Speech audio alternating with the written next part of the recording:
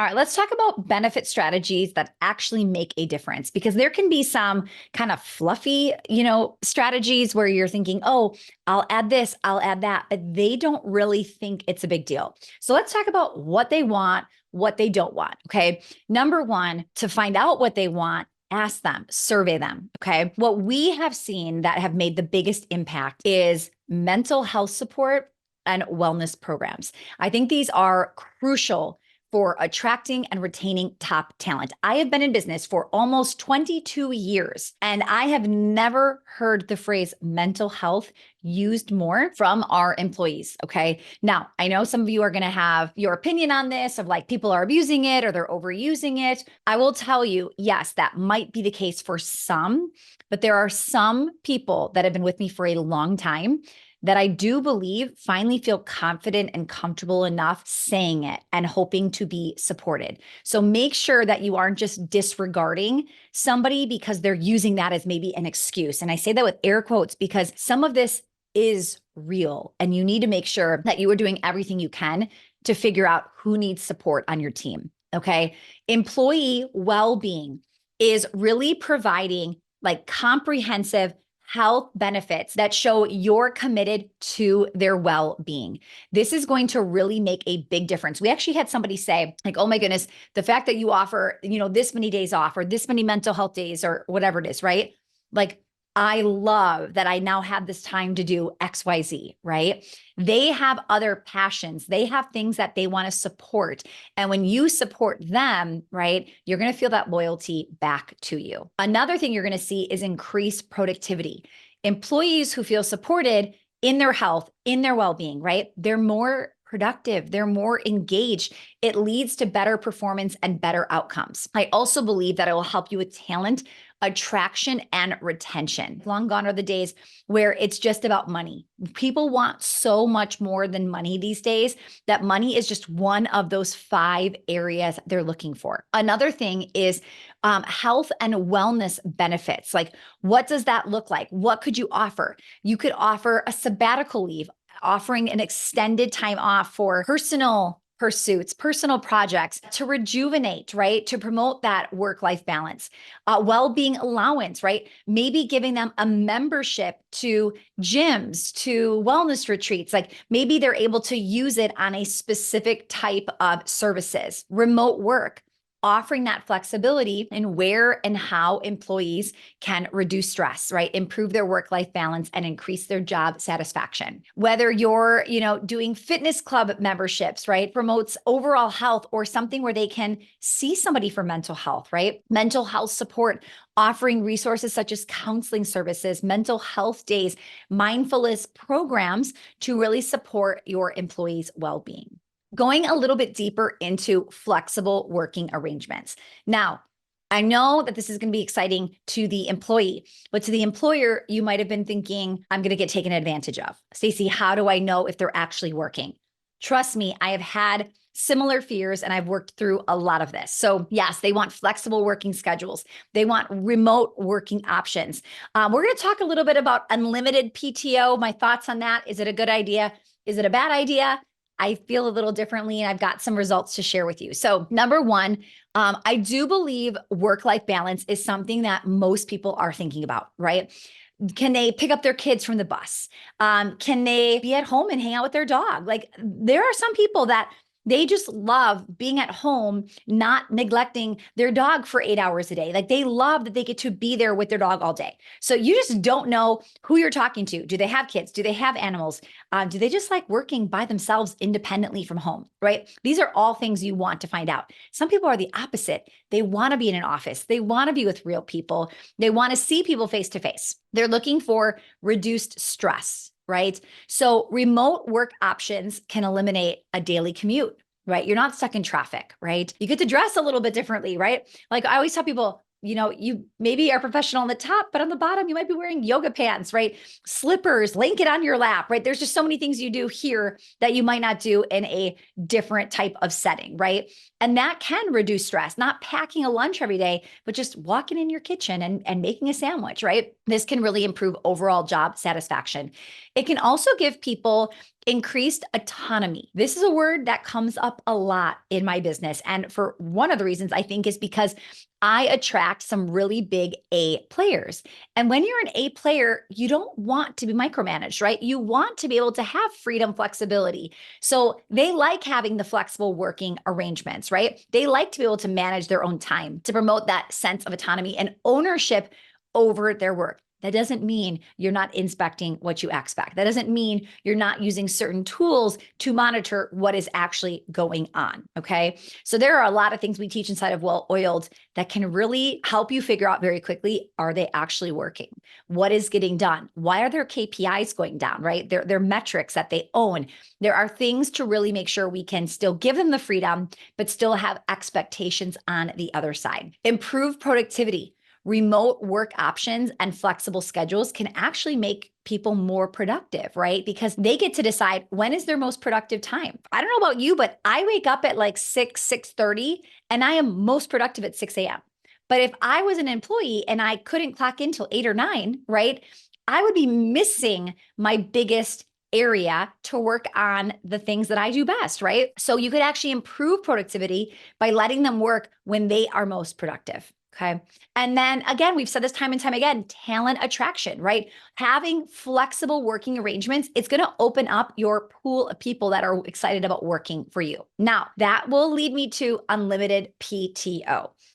I've been hearing this a lot, or like 4-day work weeks, right? Both to which I am a little against at the moment. Okay. So, number one, the reason I don't love unlimited PTO, first of all, I didn't like it as the employer because I was thinking, what if somebody abuses it, right?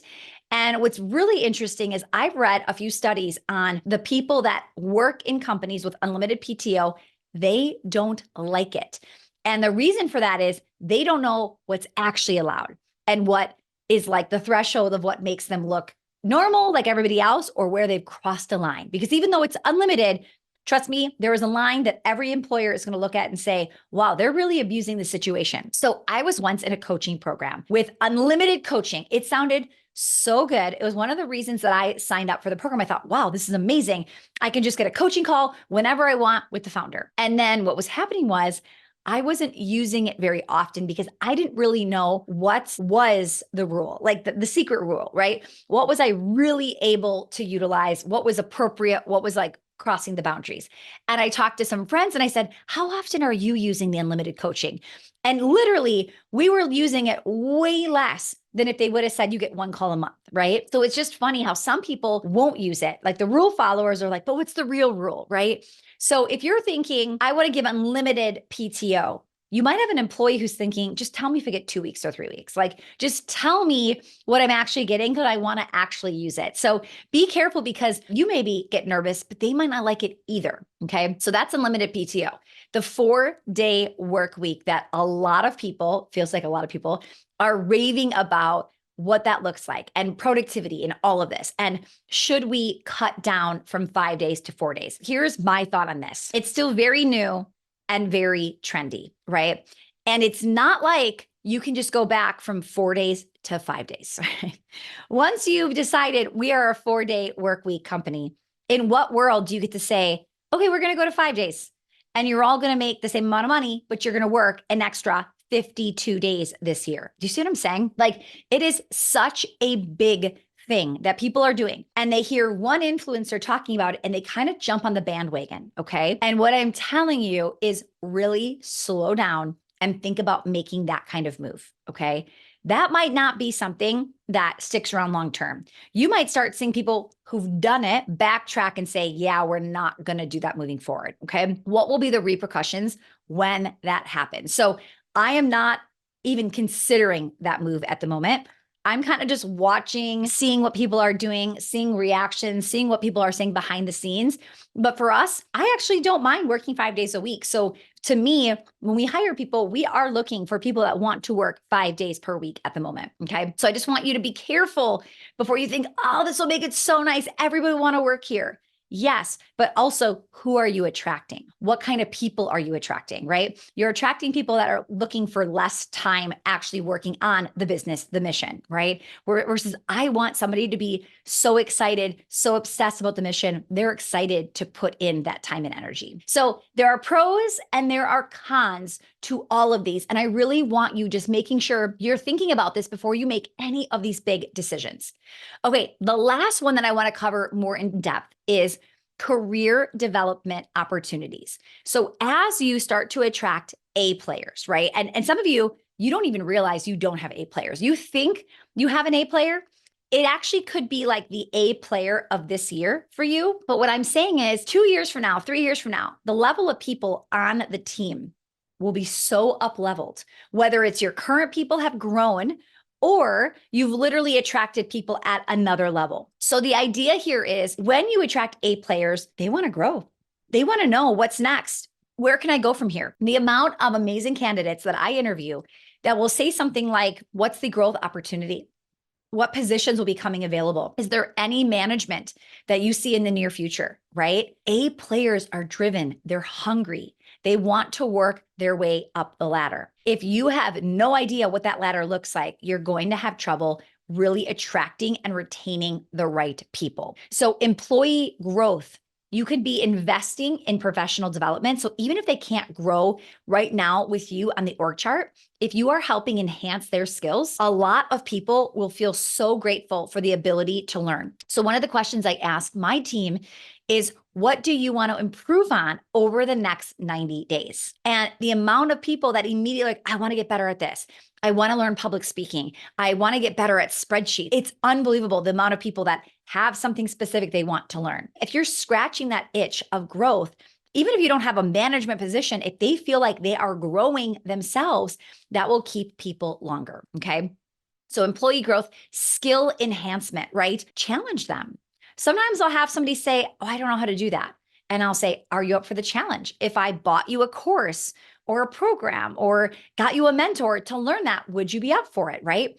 A lot of times they're just nervous because they don't know, I don't know if I know how to do that. So they lose confidence. But if I say, listen, it's okay that you don't know how to do it. I'd love to get you a coach and actually help you build that skill set, right? They're like, wow, you would do that for me? That's going to be huge. So having the career advancement in Well Oiled, we teach something we call like our growth chart, where we show them what's next, what's after that, what's after that. What do I have? What responsibilities do I need, right? What would I be doing in that role? What does that monetary number look like? The more they can see it, the more they're going to want to stay. So by doing this, you will also motivate them. You will keep them more engaged, right?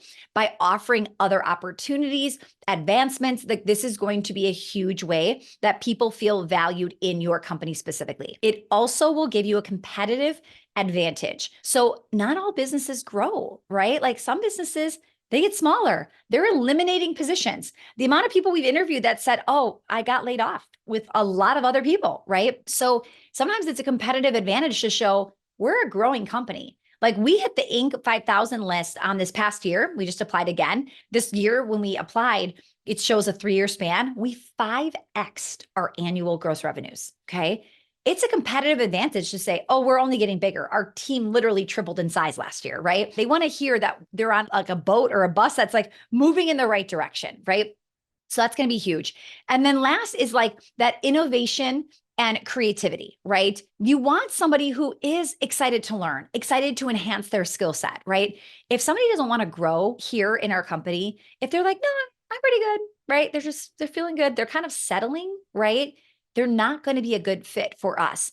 My team wants growth. They want to learn. They want to push themselves. They want to challenge themselves. This is what you want to be thinking about as you give opportunities for growth. Now, let's talk about actually implementing these strategies and making sure that these actually can happen and it can happen smoothly and it can be exciting and not feel like a negative transition.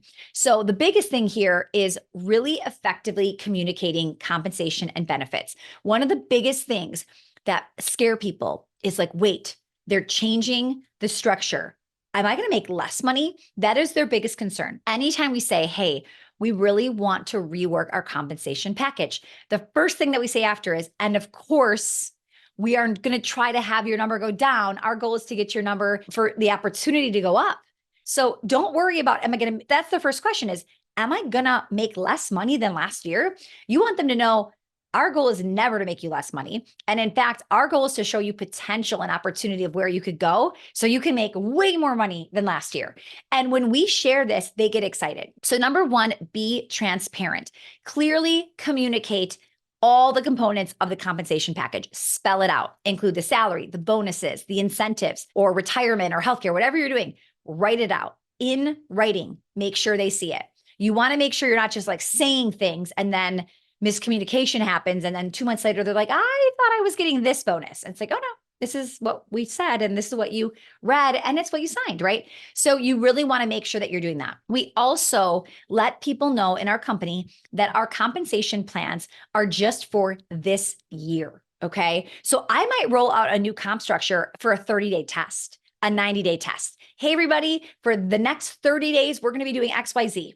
Okay. So they know, hey, it's a bonus, right? We did this review incentive for the team. They had 3 weeks to do it. It's not like a permanent thing, right? So I would say start small, test, be transparent with the team members. Okay. Make sure they actually get the info. Okay. So this is where it's like, oh, I said it on a meeting one time. It's like, okay, was everybody there? Right? Do they even remember it? So meetings, right? One-on-ones, email, like, I don't care if you have to Slack the new information. The idea here is that you've blasted in every possible spot, right? Place that they have confirmed, I've got it. I see it. I've signed it. Thank you. Okay. You do not want somebody misunderstanding, not understanding that something is changing. So that's huge. Okay. The next thing to consider is how do you provide context? So instead of just putting it out there, explain, here is why we did what we did. Sometimes it could even sound small. Like, wait a minute, you make this much on this specific offer and you want to give me 1%. That doesn't feel like a win for me. Okay. You might decide to explain even more detail. So here's the deal. Here's what our expenses are in our company just to break even every month, right? Then we pay Facebook ads to do this. And then there's this person involved that gets this. And then the salesperson gets involved and then they get that. And then the fulfillment gets involved, right? It's not just one person, right? There's a lot of people taking a piece of the pie. And when you can describe and explain it, you don't have to get into details of other people's compensation. But when you say, listen, there's 5 of you that are getting a piece of this pie, right? They might go, oh, I get it. Makes sense. And then get feedback. Encourage employees to ask questions, provide feedback about the compensation, the benefits, right? Address the concerns, ask for their feedback so that you can really ask yourself, is this the right way to go? Should I be reconsidering this? Or no, is this justified? And I just need to explain it better. Do feedback loops, give regular reviews. Here at Well Oiled, we do quarterly reviews to really help adjust and improve retention strategies. We only do commission compensation structure about once a year, but we are doing quarterly reviews, okay? That continuous feedback is going to be imperative to really getting them the information of, am I winning? I'm not winning. How do I win, right? If somebody's not hitting KPI, they're not getting the compensation, they're not hitting the bonuses and incentives. I want people to hit it. So I just rolled out a compensation plan for somebody and she said, it looks good, but I really want to hit the top. And the only way it looks really good to me is if I hit the top, because if I hit the bottom, I'm not happy with this pay, right? And I was like, here's the deal. If you hit the top, that means the business is winning. So I want you to hit the top. If you hit the bottom, that does not excite me at all, right? Because that directly impacts the revenue for the business. So let's just be clear. You want the top and so do I, right? So just even explaining that to her, she was like, you're right. Stacey does want me to win, right? So I said, and if you're not hitting the top and we start to see your KPIs are dropping, like my job is going to be to get in there and help you, coach you, train you, give you support so you do hit the top. And why would I care? Because I directly benefit too. right? So the more I explained that and gave her that feedback, the more confident she felt in that comp plan. And then conducting these performance reviews are huge. So we do this a couple ways. We are checking weekly KPIs, okay? So every person on the team has 3 to 5 KPIs, key performance indicators, that they are responsible for. So they have 3 metrics every week, 3 to 5, that we check on a Monday. Their leader checks those numbers, right? And then the leaders bring their numbers to me and I get to see those. So we check weekly. The leader has a weekly one-on-one with that team member. So if they're suffering, numbers are not great, they're jumping on that one-to-one. And then maybe definitely having a more serious conversation in their quarterly review. But guys, sometimes we don't even wait to the quarterly review if it's serious, right? If the leader's meeting once a week with them one-on-one, there is plenty opportunity for them to get this information to them, okay? So the idea here is, how do we use this feedback and performance review data to analyze what's happening, right? How is this helping retain, right? How is this helping continue to keep our team members happy? If they're not applying, if they're not staying, it's telling me it's just not competitive enough. So you really want to continue to massage this out until you feel like you've got it down, right? So adjust the compensation and the benefits packages based on the analysis to better retain top talent. How do we measure the impact?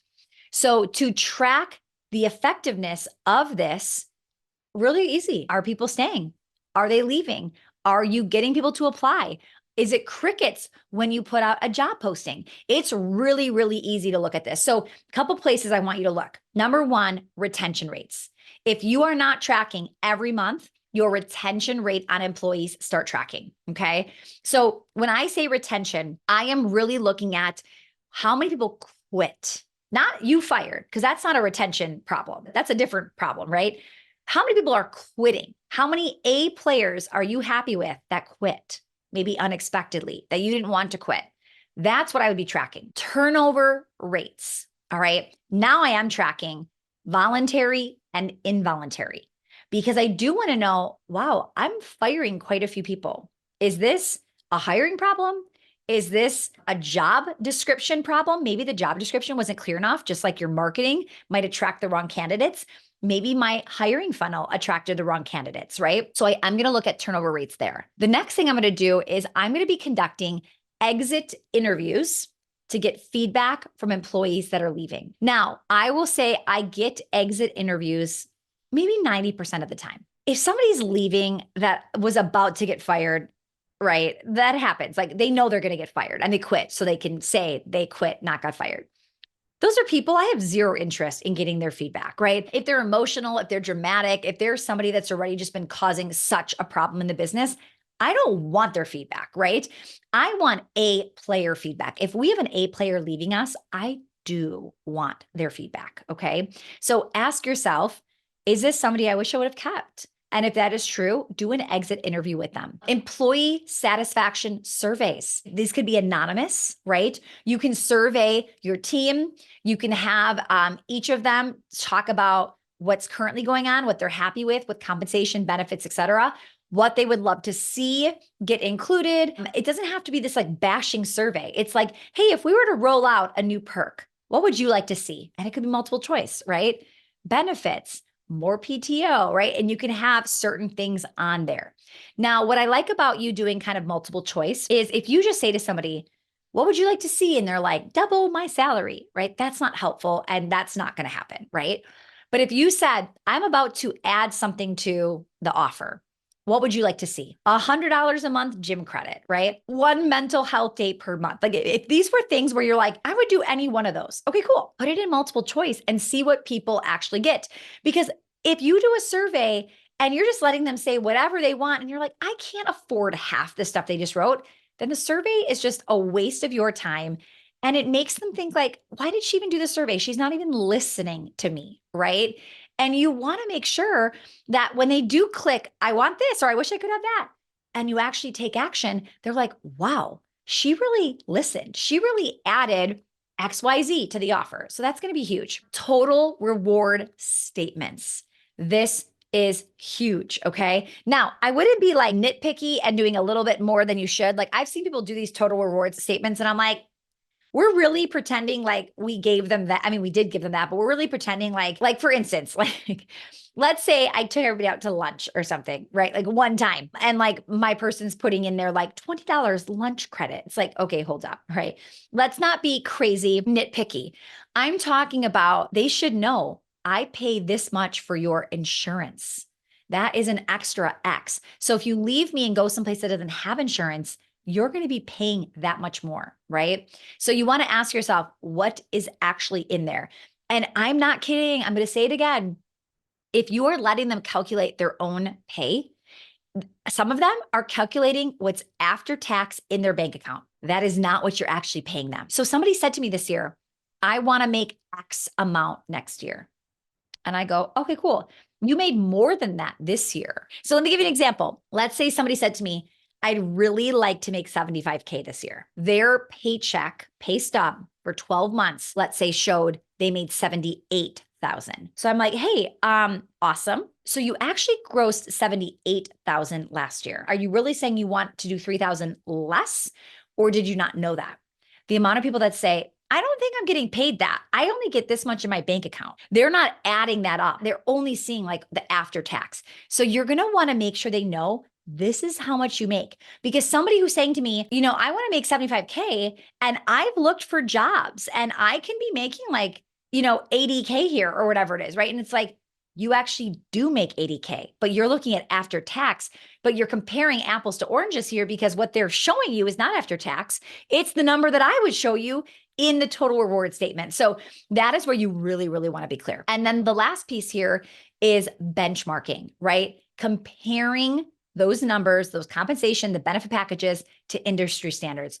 I gave you a bunch of websites you can find out like what's going on, but ask your people in the interviews. What are they getting? What's included? Like actually ask those questions specifically. All right, we're wrapping up here. So retaining employees is not only going to save you a ton of time, it is going to save you money. It is going to keep your customers happy because if these people are customer like forward facing and they're getting a new face, usually clients are not excited about that. Okay. Sometimes even behind the scenes employees can really impact a customer because mistakes are being made. So there are so many reasons you want to make sure that you are really putting together an amazing job description, an amazing job offer with incredible compensation and benefits. Okay. You don't have to have health insurance. You don't have to have a 401k to still offer an incredible opportunity.